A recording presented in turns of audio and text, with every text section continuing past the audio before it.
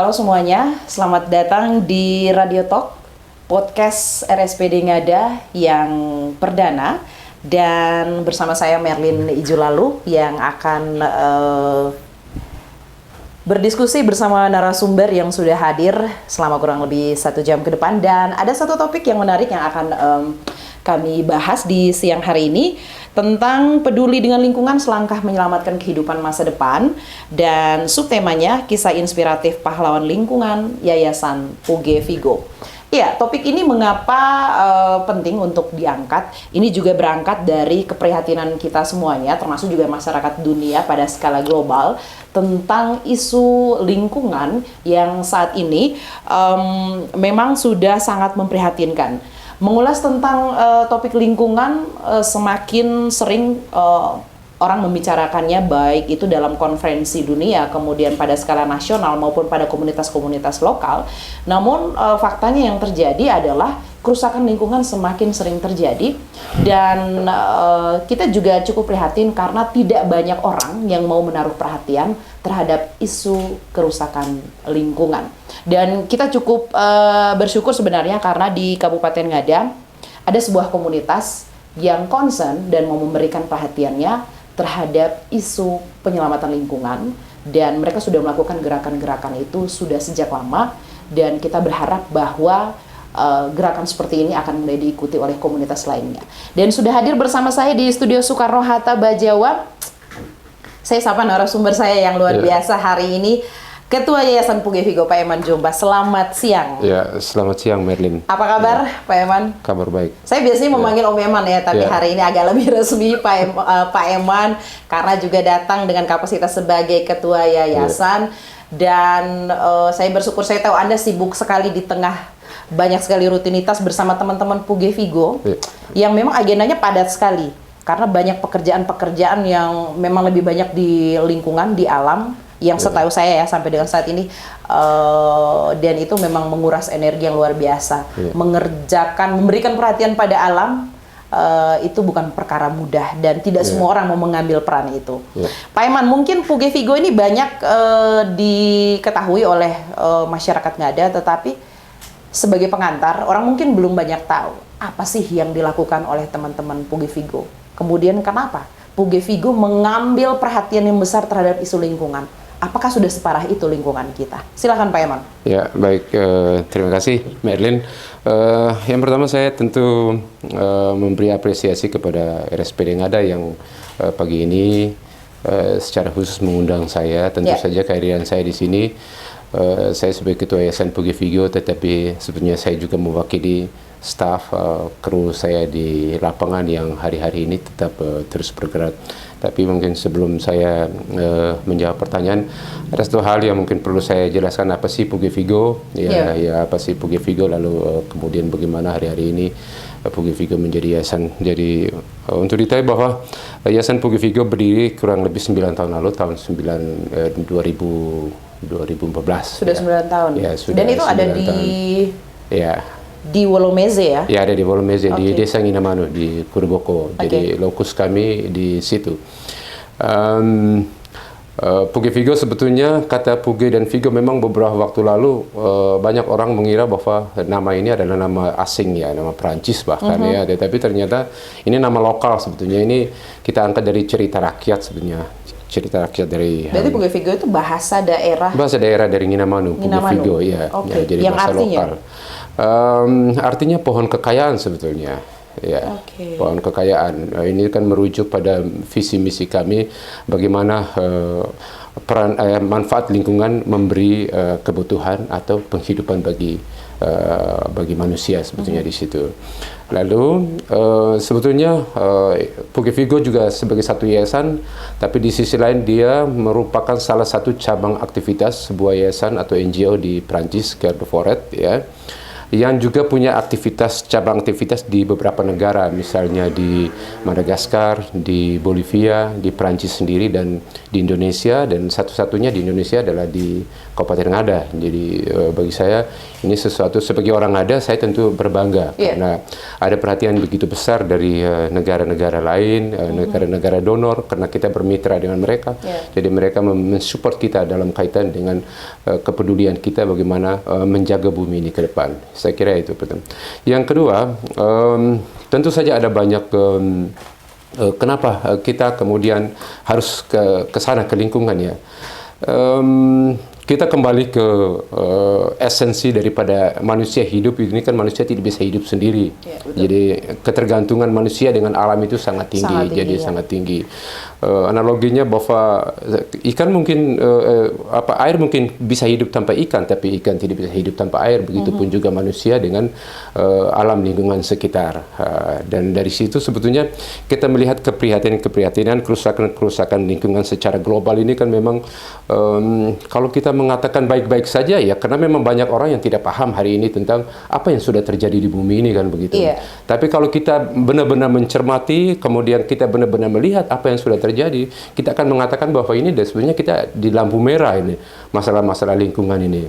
Jadi kita berangkat dari situ. Ini kan persoalan global yang hari ini bukan hanya kita tidak bahas hanya di lokal, tetapi juga sudah di berbagai negara, bahkan di pertemuan dan forum-forum internasional bicara tentang ekologi, lalu kerusakan ekologi. Lalu kalau ini realitasnya, apakah sampai hari ini kita masih merasa bahwa ini baik-baik saja? Nah, ini yang menjadi perhatian. Dalam kita tarik sedikit di konteks Ngada ya, ternyata kita lihat bahwa memang kalau kita lihat secara kasat mata, mungkin lingkungan kita masih baik-baik saja. Iya, masih ada hutan, airnya masih ada. Tidak tahu bersih atau tidak, dan masih bisa menghidupi kita berapa puluh tahun ke depan seperti itu. Di lokal Ngada sendiri sebetulnya banyak terjadi kerusakan lingkungan. Kita sebetulnya, kami tidak akan bicara hari ini, saya tidak akan bicara hari ini dalam konteks isu global ini secara utuh ya, tetapi kami coba tarik yang kira-kira sesuai dengan visi dan misi Puge Vigo yang mau bergerak di bidang apa, ini yang harus kami lihat kembali. Fokus kami selama ini adalah pada masalah hutan dan air sebetulnya. Dan kita melihat bahwa kerusakan hutan setiap tahun itu kan cenderung meningkat ya. Lalu fokus perhatian kita di Kabupaten Ngada lebih ke Ngada bagian tengah ke utara, karena di situ kalau kita lihat di situ memang masih ada hutan asli, tetapi ada banyak ini padang rumput di situ, padang savana yang hari-hari ini sebetulnya Puge Vigo sedang melakukan kajian dengan melakukan diagnosa forest untuk mengetahui ini soal karakter hutannya seperti apa, ini hutan apa saja, lalu di situ masih ada berapa spesies, lalu bagaimana ini menjadi landasan untuk Puge Vigo untuk melakukan restorasi lahan ya, untuk melakukan pemberdayaan terhadap masyarakat di situ. Nah, jadi hal-hal ini kemudian kita melihat realitas bahwa lahan kita banyak yang gundul. Kemudian bencana alam seperti kebakaran, baik yang disebabkan oleh alam maupun oleh ulah manusia, ini kan juga sudah terus terjadi dari tahun ke tahun. Bahkan seumur saya sudah melihat itu di depan mata, kebakaran terjadi setiap tahun dan kerusakan terjadi setiap tahun. Hutan, perambahan hutan di situ, ini sudah terjadi sejak lama, seumur saya 56 tahun hari ini kan, begitu. Lalu kemudian masalah air, ini memang penelitian belum ada yang membuktikan bahwa kita sebetulnya debit air kita menurun. Tapi testimoni saya, karena saya hidup di desa, saya melihat bahwa dulu di sini ada mata air, di sana sekarang tidak ada lagi mata air di situ gitu. Dulu sungai ini airnya berlimpah-limpah, sekarang surut gitu. Jadi saya pikir ini gejala alam yang hari ini tanpa penelitian pun kita tahu bahwa ini ada sesuatu yang terjadi di situ. Dan dampaknya sudah terasa. Dampaknya kita sudah terasa, dan hari ini. Cuman responnya itu yang kecil ya, karena orang menganggap itu berkurang 1-2 mata air itu hal yang biasa. Nanti juga dia akan muncul, padahal tidak seperti itu siklusnya. Ketika hutan berkurang ya jelas mata air akan berkurang, dan ketika tidak ada penanaman ya tentu saja debit air akan menurun, dan itu jadi bencana sebenarnya. Oke, Pak Eman, saya tahu Anda bergelut, teman-teman di Puge Vigo juga bergelut dengan persoalan lingkungan ini sudah cukup lama. Apa yang menurut pandangan Anda yang paling riskan soal kondisi lingkungan dan alam di Ngada? Termasuk juga tadi soal mata air. Ada beberapa jurnal mungkin yang bisa jadi referensi kita tentang kondisi mata air yang ada di Ngada ini. Ya, yang pertama kita melihat bahwa masalah yang paling besar adalah hutan. Ya. Hutan ini kan di satu sisi menjadi sumber penghidupan manusia. Nah, yang kedua, hutan ini menjadi daerah tangkapan air yang paling efektif untuk menyerap air. Ya, jadi kalau sudah ada masalah di hutan di situ, maka dia akan berakibat panjangnya masalah di mata air.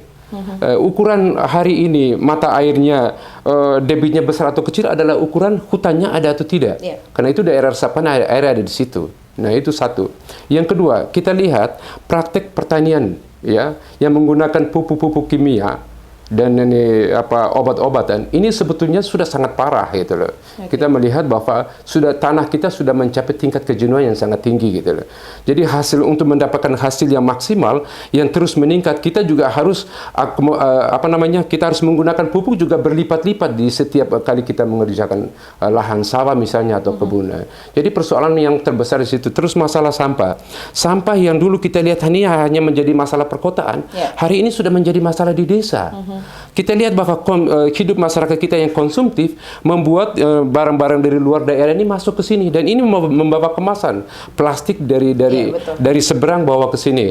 Kemasan mie instan, kemasan sampo, masih ada banyak lain yang menggunakan kemasan dari itu, dan hari ini memang ini berserakan di desa gitu. Dulu tidak ada ini, zaman saya kecil tidak ada kemasan sampo di sana, tidak ada, karena sampo orang pakai secara tradisional, ada pakai santan kelapa atau apa. Tapi hari ini tidak bisa lagi. Dan ini 3 hal yang bagi saya menjadi prioritas perhatian kita di Ngada. Hutan, kemudian juga praktek pertanian yang menggunakan pupuk kimia, juga sampah. Ini sebenarnya hal yang sudah terjadi lama.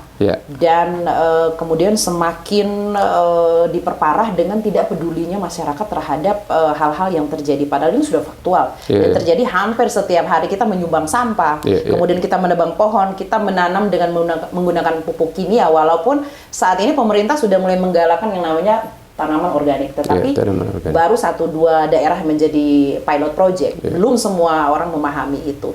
Menurut Pak Eman dari teman-teman Puge Vigo, apa yang kemudian membuat masyarakat kita tidak sedikit yang memberi respeknya pada isu lingkungan, padahal ini sudah terjadi nyata dan dampaknya sudah kita rasakan sampai saat ini?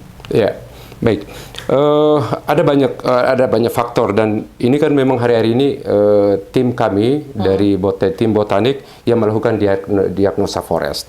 Ini tentang kondisi diagnosa forest ini adalah satu kegiatan untuk mendiagnosa. Ini kan pakai bahasa kayak bahasa medis tetapi untuk meneliti karena kan tentang penelitian secara ilmiah. Penelitian ilmiah nih. Kita memang ada satu bidang yang memang khusus melakukan kajian-kajian itu sebetulnya. Karena kajian ini bagi kami ini dapurnya, sehingga ini menjadi rekomendasi bagi yayasan untuk melakukan langkah-langkah atau gerakan-gerakan terkait dengan restorasi lahan kritis dan kegiatan pemberdayaan masyarakat, pembinaan atau penyadaran masyarakat. Ini penting sekali penelitian ini. Dalam kajian ini yang sampai hari ini sebetulnya belum rampung kajian ini. Tim masih sedang melakukan, dan suatu saat kita akan merilis itu dan kita akan publikasikan. Ada 2 hal penting di situ adalah hutan dan air. Khususnya di Ngada Tengah ke utara itu ada 2 jenis hutan di situ. Ada hutan yang memang masih perawan. Kalau bahasa kalau bahasa Riung itu kan bilang mokang. Mokang. Ada hutan yang belum tersentuh. Terus ada hutan yang memang menjadi sumber kehidupan manusia, itu namanya pong di situ Jadi ini hutan muda sebetulnya Jadi sebetulnya tim ini melakukan kajian untuk mengetahui berapa banyak jenis pohon yang masih ada di hutan-hutan ini. Ternyata sampai hari ini sudah diidentifikasi ada sekitar 200 jenis pohon di sana. Lalu tim ini akan merekomendasikan kira-kira di daerah-daerah ini ada 2 model. Ada daerah padang rumput yang dulu pernah hutan, tetapi karena terjadi kerusakan baik oleh alam maupun oleh manusia, dia berubah menjadi padang rumput. Ada memang daerah yang memang itu situ padang rumput karena struktur tanah tidak memungkinkan tumbuhnya pohon-pohon di situ Jadi ini ada dua hal penting di situ. Kemudian terkait dengan ini hutan. Lalu sekarang ini kan kita melihat bahwa bencana alam, pembalakan hutan atau kerusakan hutan lebih disebabkan oleh kebakaran. Di masa lalu sampai di masa sekarang masih Tetapi ke depan dari kajian ini ternyata kita justru ada bahaya lain. Kebakaran hutan ini suatu saat akan berhenti. Ya. Jadi ada banyak alasan mengapa orang masuk hutan. Ya. Yang menyebabkan kerusakan hutan yang tadi kena bencana alam, ya. Yang kedua alasan ekonomi. Hari ini semua kebutuhan manusia itu dari hutan. Mereka mengambil kayu dari hutan, baik untuk bangun rumah ataupun untuk kayu api. Yang kedua, tali-talian mereka untuk ikat kebutuhan mereka sehari-hari. Sayur dari hutan. Kemudian masih ada hasil-hasil hutan yang punya nilai ekonomi. Misalnya beberapa waktu lalu eksploitasi besar-besaran porang dari hutan. Ini juga hasil hutan yang kemudian kita tidak sisakan di sana. Ya. Jadi ini ada banyak alasan orang masuk hutan. Jadi kena alasan ekonomi hari ini, ya. Dan kategori hutan kita sebetulnya hutan tropis kering, bukan tropis basah, bukan tropis lembab. Tropis kering itu maksudnya bagaimana? Kalau musim kering, daunnya akan gugur sehingga isi hutan di dalam itu dia tembus matahari. Jadi sinar matahari bisa masuk. Beda dengan daerah yang tropis lembab. Ini juga menjadi perhatian kenapa di daerah kita itu di NTT lebih kategori ke tropis kering daripada tropis lembab. Ya. Lalu identik lagi bahwa di daerah tropis kering itu biasanya komunitas itu mayoritasnya orang miskin. Oke. Iya. Jadi itu yang membuat kenapa hutan itu tereksploitasi. Ya, tereksploitasi. Karena dorongan ekonomi. Kebutuhan ekonomi. Iya. Dengan merusak begitu. Dengan mengambil, karena mereka tidak paham rambu-rambu bagaimana harus cara ngambil di sana, mana yang perlu diambil, mana yang perlu tidak diambil. Lalu seberapa besar saya boleh ambil, seberapa besar saya tidak boleh ambil. Artinya konsekuensinya kan mestinya kita ngambil sesuai dengan kebutuhan. Misalnya kayu manis. Kayu manis kan hasil hutan yang menggiurkan bagi masyarakat. Karena harganya mahal. Tetapi hari-hari ini prakteknya mereka adalah masuk hutan, mereka tidak mengambil kulit kayu manis, ya, sesuai dengan tekniknya, tapi langsung menebangnya dan diambil habis. Ini kan menyebabkan kondisi hutan kita menjadi rentan di situ. Jadi ini hal-hal yang saya artinya dalam pengamatan kami dari kajian kami sebetulnya itu yang terjadi. Kalau hutan dijadikan perkebunan itu juga jauh lebih fatal. Sekarang memang kita tawarkan saya tadi belum jelaskan juga bahwa di Puge Vigo ini kami ada beberapa divisi, ada divisi reforestasi. Itu bagaimana kita restorasi lahan kritis dengan menanam pohon sebanyak-banyaknya, dan sampai hari ini kita sudah lebih dari 170 anakan pohon yang kita tanam Yayasan Puge Vigo. 170 ribu ya, lebih dari 170 ribu kira-kira seperti itu. Dan tahun ini kita ada di akhir tahun itu akan tanam 80 ribu. Iya, 80 ribu. Tahun kemarin kawasan nggak ada utara. Ya, nggak ada utara, nggak ada tengah. Ya. Itu yang paling riskan situasinya atau kondisi lingkungannya. Sehingga memang fokus teman-teman Puge Vigo untuk reboisasi atau penanaman ini lebih ke wilayah nggak ada utara. Konsep kami ini kan menanam kembali pohon di daerah-daerah yang gundul itu kan. Iya. Jadi daerah-daerah yang gundul ini kan mayoritasnya dominannya ada di Ngada bagian utara sebetulnya. Karena memang sebelumnya ini kan padang rumput semua.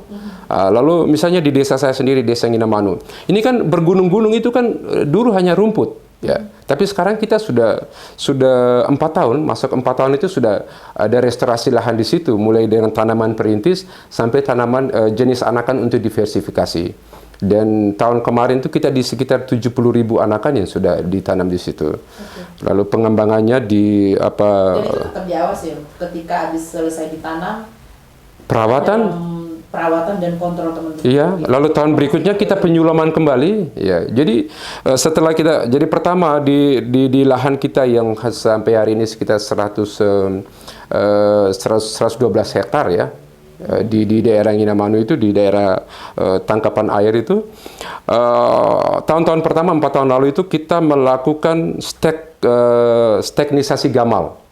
Ya. Jadi bergunung-gunung itu kita kasih stek gamal semua. Kenapa kita memilih gamal? Karena menurut kajian, gamal ini dianggap tanaman yang tahan api. Ketika api lewat, ketika terbakar, dia akan tumbuh lebih banyak lagi. Dan sekarang memang di tahun ketiga, tahun keempat, gamal sudah tinggi sebetulnya sekarang. Ya.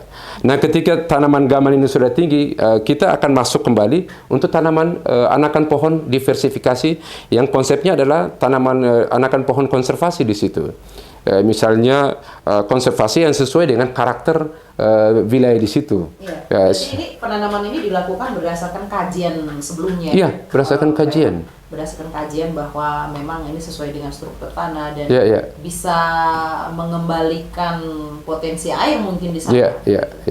Tapi memang kita tidak bisa artinya kalau hanya sekedar menghutankan, ya sudah sterilisasi gamal cukup. Betul. Tetapi ternyata tanaman yang jenis pohon yang sama, hutan dengan jenis pohon yang sama juga tidak bagus dari sisi ekologis. Maka sekarang kita diversifikasi dengan tanaman-tanaman lokal, misalnya kupe, misalnya beringin, jati putih, atau bahkan ke depan mungkin tanaman-tanaman buah seperti jambu mente. Jadi artinya konsep kita bahwa hutan tidak diambil, tetapi mereka bisa ambil buahnya di situ kan. Ini daerah atas yang sudah dilakukan hampir 4 tahun. Itu di bawah divisi reforestasi. Kami masih ada divisi lain, divisi agronomi yang mengembangkan konsep agroforestry, ya. Itu konsep memadukan antara bagaimana memanfaatkan hutan, tetapi di bawah hutan itu ditanami tanaman umur pendek yang bisa kita ambil hasilnya.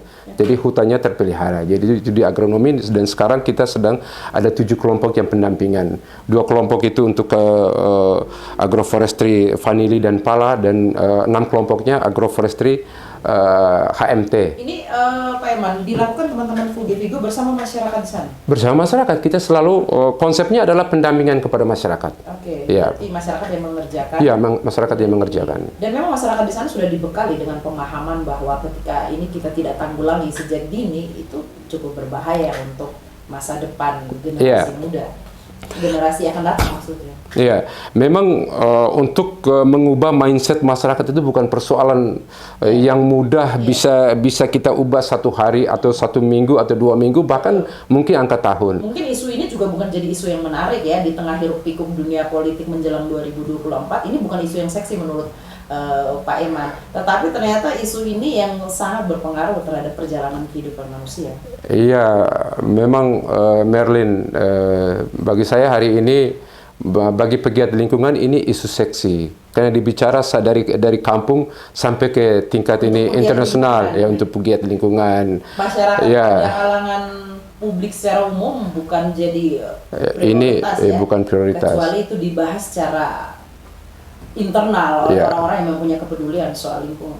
Ya, karena alasan-alasan itu makanya kami di Yayasan Fugevigo itu kan ada 1 divisi khusus yang nangani, itu divisi edukasi ekologi. Kami merasa bahwa ini harus potong generasi, kasarnya begitu ya. Jadi generasi ini memang generasi yang sudah rusak nih.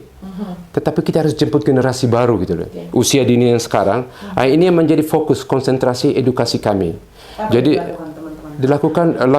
kami lakukan adalah kerjasama dengan sekolah-sekolah untuk melakukan edukasi secara kontinu per minggu sekali. Lalu masih ada kegiatan-kegiatan di luar kelas ya, misalnya petualangan sahabat bumi, camping ekologi, kemudian tur ekologi, kemudian ada masih banyak kegiatan yang bisa kita lakukan di luar sekolah. Tujuan kami bahwa ada penanaman nilai tentang cinta lingkungan, tetapi kemudian di ujungnya nanti ada perubahan perilaku. Ya, jadi sasaran kami adalah bagaimana selama 2 tahun mereka dibimbing dari kelas 3 sampai kelas 5 dibimbing, kemudian sampai di SMP. Nah, makanya program campingnya biasanya di SMP kelas 7. Berapa sekolah yang didampingi? Sekarang saya ingat juga ada kerjasama dengan Dinas Pendidikan untuk memfasilitasi sekolah-sekolah yang bisa diasuh atau dibina oleh teman-teman dari Fugevigo. Ya. Terkait dengan edukasi ekologi, memang awalnya ini kan sebetulnya uji coba. Tetapi setelah kita jalan, ada dampaknya di sekolah pilot ini, di SD Katanowolo dan SDI Kuruboko. Ternyata dari hasil ini, lembaga donor, teman-teman negara-negara, para pendonor ini melihat bahwa ini sesuatu yang baik. Dan akhirnya kami disupport lagi sehingga sampai hari ini kita sudah ada 6 SD yang sudah melakukan MOU. Ada MOU-nya. Kemudian dengan Dinas Pendidikan ya kita sudah lakukan kerjasama, itu ada MOU yang sudah ditandatangani sebelum festival di Sook kemarin, ya itu kita sudah tandatangani. Dan sekarang terkait dengan program kerjasama di bidang agroforestry berbasis HMT, kami sedang melakukan penjajakan dengan Dinas Peternakan, dan nanti akan ada kelanjutan supaya ada semacam penandatanganan surat perjanjian kerjasama untuk pendampingan petani ternak. Gitu. Iya. Ya. Oke, Vigo, mengapa merasa penting perlu ada regenerasi? Jadi ketika generasi yang saat ini ada, seperti kita ini mungkin sudah tidak hanya ada sedikit harapan, berharap pada generasi yang baru untuk memberikan kepedulian. Apakah itu tidak terlambat untuk mengatasi persoalan kerusakan lingkungan dan juga alam kita saat ini, Pak? Dan apa yang diharapkan daripada tidak berbuat sama sekali, lebih baik kita terlambat sedikit, toh? Terlambat sedikit, tapi ya terlambat sedikit ya. Kan prinsip saya kan seperti itu. Daripada tidak buat sama sekali, lebih baik kita terlambat. Tapi kami punya pertimbangan bahwa generasi ini kan habis kan. Ya. Hari ini pun kita teriak-teriak dengan generasi yang punya mindset berbeda. Betul. Itu tidak ada guna lagi. Ya, Oke lah, kita maintenance terus gitu loh. Misalnya kami ada program edukasi publik dewasa. Ya, kita tetaplah dampingi mereka. Tapi yang prioritas kami adalah yang usia dini. Karena ini bagi kami ini usia emas. Dan masa keemasan lingkungan hidup akan kami capai ketika kami dampingi yang usia ini. Bukan yang usia sudah tua hari ini. Dan ke depan kita melihat bahwa persoalan lingkungan itu bukan lebih ke persoalan kebakaran kalau dalam konteks yang ada hari ini. Karena kebakaran akan habis. Betul. Orang mungkin tidak akan bakar lagi. Karena hutannya juga habis. Bukan soal hutan habis, tetapi ini kan pertumbuhan pertumbuhan demografi. Jadi pertumbuhan penduduk ternyata ini akan menyebabkan semua lahan ini dirambah habis. Dan ini juga bahaya terhadap hutan. Jadi waktu itu semua orang punya lahan, tetapi orang tidak ada ruang lagi untuk bakar hutan. Tapi hutan juga habis gitu. Hutannya sudah Iya. tidak ada lagi. Jadi itu soal. Kalau yang ditanamkan kepada adik-adik dampingan pilot projectnya Puge Vigo ini apa-apa saja? Melalui kegiatan mereka, kita ajak mereka ke alam misalnya, mengenal. Kalau sebelumnya kan konsepnya kan begini. Anak-anak ini kan anak-anak desa. Kalau selama ini mereka keluar masuk hutan, iya. Tetapi mereka tidak paham. Betul. Tetapi ketika mereka sudah diberi edukasi, lalu mereka diajak ke hutan, mereka akan tahu rambu-rambunya. Mereka akan kenal ini pohon apa, manfaatnya untuk apa. Oh ini hutan, misalnya pohon beringin manfaatnya untuk apa, bambu manfaat untuk apa. Baik manfaat secara ekologis maupun secara ekonomis. Gitu. Tetapi mereka sudah dibekali dengan pengetahuan dan rambu-rambu. Kalau kita masuk ke hutan, mana boleh dan mana tidak boleh. Ya. Tapi generasi ini kan kita sudah tidak paham sampai ke situ. Yang penting saya sampai di sana, kita ada porang, saya angkat porang bawa pulang. Tak peduli lingkungan itu nanti seperti apa, dia tidak peduli lagi. Lalu hal lain yang kemudian menjadi penyebab kerusakan hutan adalah perilaku untuk menembak fauna. Perburuan. Jadi bagi kami sebetulnya alam itu mampu mengubah dirinya sendiri. Asal kita tidak masuk. Ya, asal kita tidak bakar, dia akan mengubah diri sendiri. Tetapi hari ini kita lihat misalnya kasus penembakan burung fauna. Ini kan banyak sekali. Orang jual bebas senjatanya di pasar, di toko. Orang bisa beli. Dianggap hal yang biasa. Ya, anggap hal biasa. Orang berburu, hasil buruannya dipamerkan, itu dianggap, padahal itu juga buruan termasuk yang sudah langka itu. Iya, selain yang sudah langka, ternyata fauna seperti burung, ini sebetulnya mereka dapat mendiversifikasikan pohon-pohon ini secara alami. Jadi mereka makan buah dari ambil buah dari sini, bawa ke sana. Misalnya kelelawar dan burung-burung lain. Itu juga secara alami, alam akan mengubah dirinya sendiri sebetulnya. Atau babi hutan, dia bawa biji apa dari sini, dia makan di sana, dia kasih tinggal di situ. Jadi ini kan ada proses diversifikasi secara alami sebetulnya. Hanya karena kita cenderung mengambil dari alam, hari ini misalnya orang tembak burung, orang bukan untuk makan, tapi untuk jual. Jadi tujuannya orang masuk hutan untuk dapat uang. Kita mungkin belum tahu hari ini. Orang berburu itu hari ini mungkin tidak pergi banyak orang, dia pergi satu orang. Tapi dia dapat buruannya, dia jual, bukan dia makan. Soalnya kan di situ. Ini salah satu identifikasi yang bisa Yayasan Puge Vigo lakukan hari-hari ini terkait dengan diagnosa forest itu. Jadi ini menjadi perhatian kita. Kalau untuk pendampingan terhadap generasi yang baru ini untuk merubah mindset mereka, bagaimana kembali mencintai alam dan mengelolanya dengan baik, apakah ini akan ada jadi agenda rutin? Karena memang harapan kita pada Yayasan Puge Vigo satu-satunya yayasan yang concern soal itu. Dan kita berharap tidak berhenti pada pilot project di daerah utara, tetapi mungkin bisa menyentuh ke wilayah Ngada bagian lainnya. Karena generasi lain juga sedang menunggu untuk disentuh pemikiran-pemikiran seperti itu. Ya, memang saya berpikir bahwa sesuai dengan visi misi kami tentu ingin ini bisa tersampaikan kepada publik yang lebih luas. Tetapi kami tetap punya keterbatasannya. Kami tidak bisa menjangkau itu dalam wilayah yang lebih luas.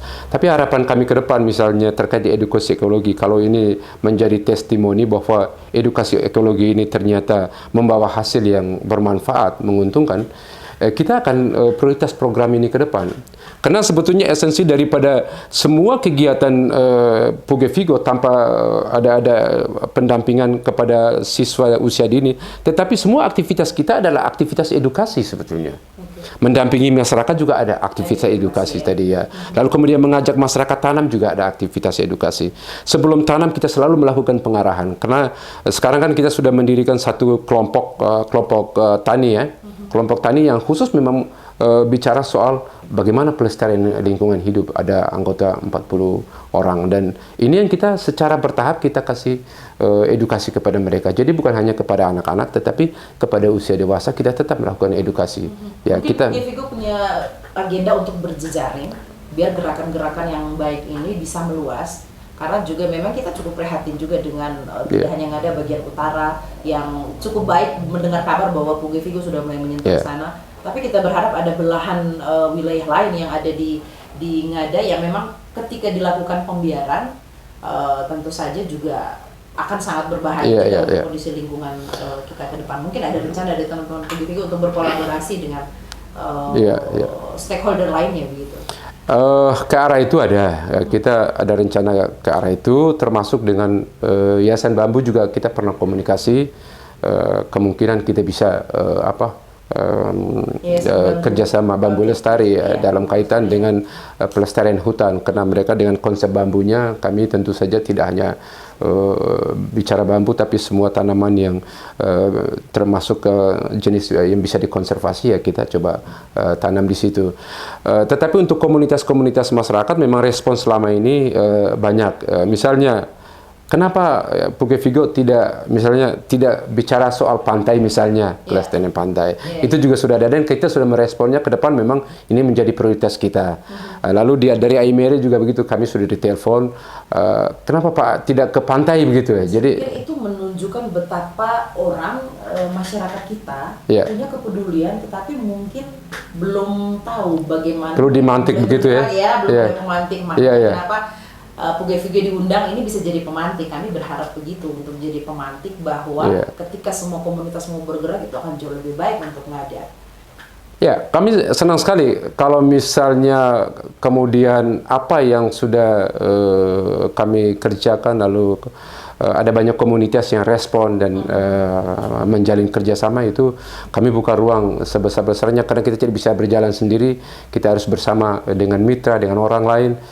Kita membangun daerah ini dari sisi isu-isu lingkungan ini. Sebetulnya dulu closing karena saya masih ingin mengetahui apa lagi yang akan dilakukan oleh teman-teman Puge Vigo, karena saya melihat arahnya seperti mau closing tapi kita masih punya beberapa menit lagi. Baik ya. Apalagi yang dilakukan teman-teman Puge Vigo selain penanaman tadi, kemudian pendampingan para petani, kemudian juga mendampingi generasi-generasi baru. Generasi baru. Bisa jadi tumpuan harapan kita untuk kelanjutan lingkungan dan alam kita. Apalagi yang dilakukan teman-teman?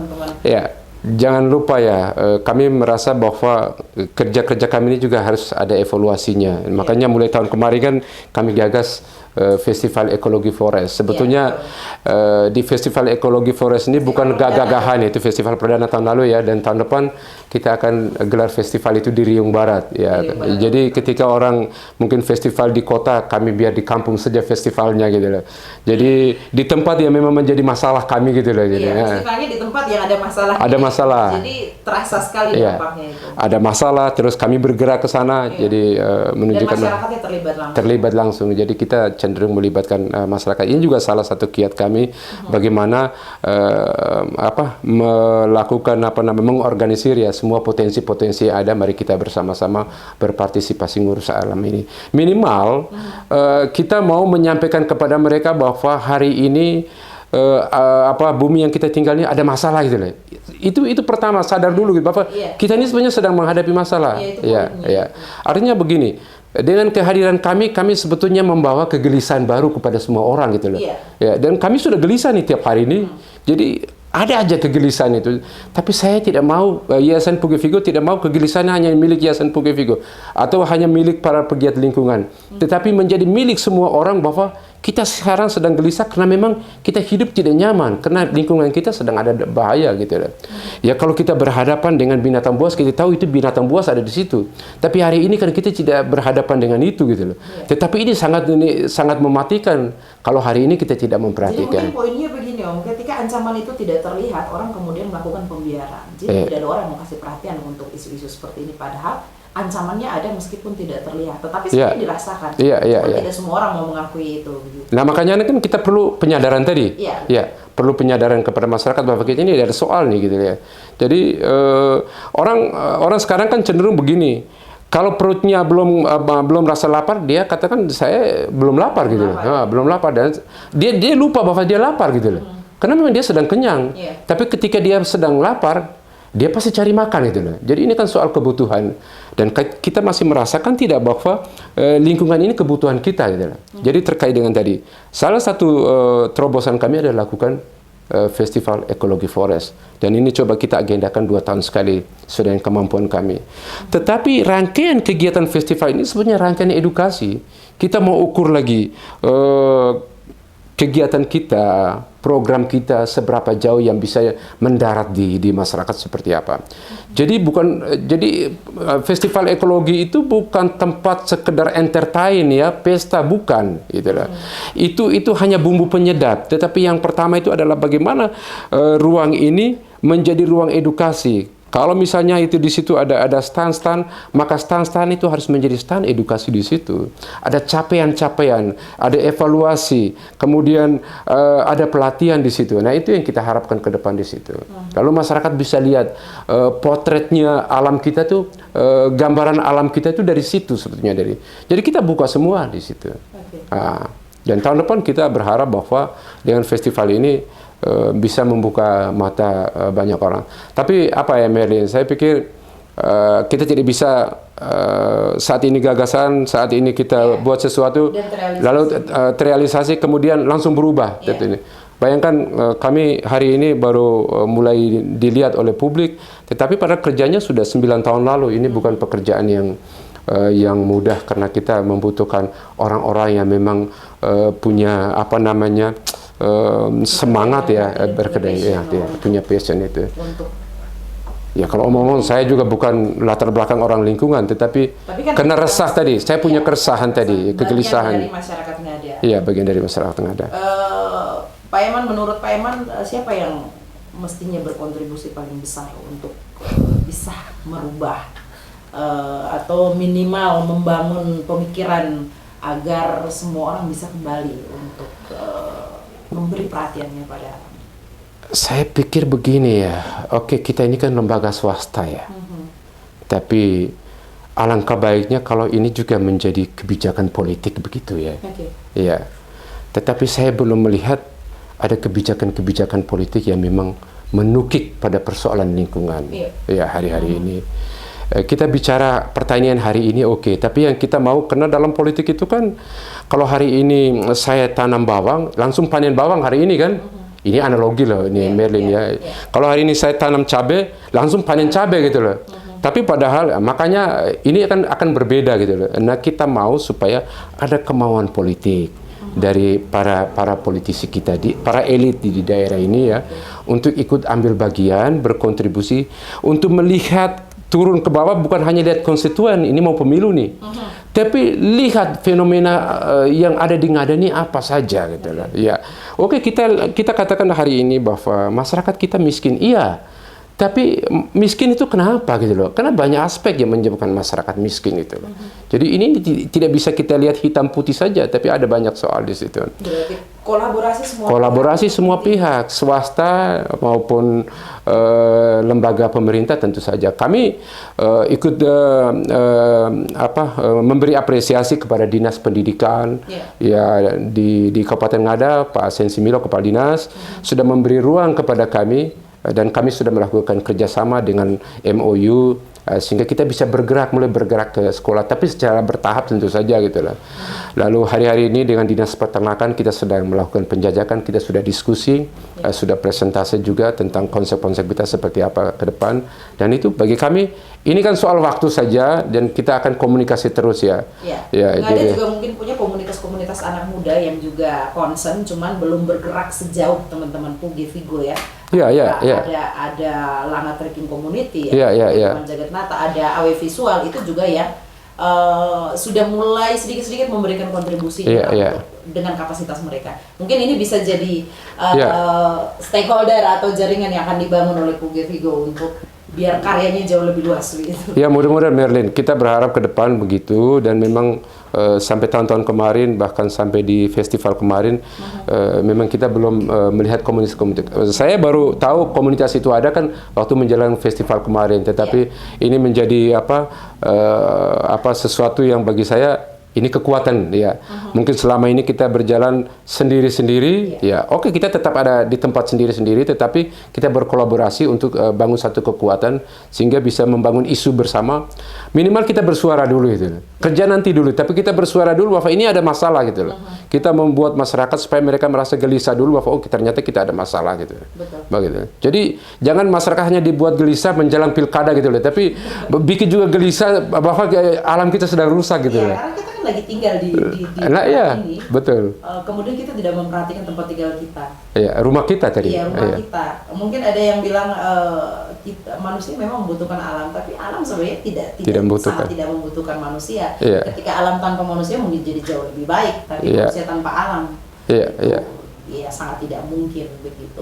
Om Eman, kita sudah di closing, sudah di akhir. Baik, terima kasih Merlin. Saya sekali berdiskusi dengan Anda, tidak akan pernah membosankan berdiskusi dengan seorang Emmanuel Jomba. Tapi kita akan bertemu dengan topik-topik lainnya. Terima kasih.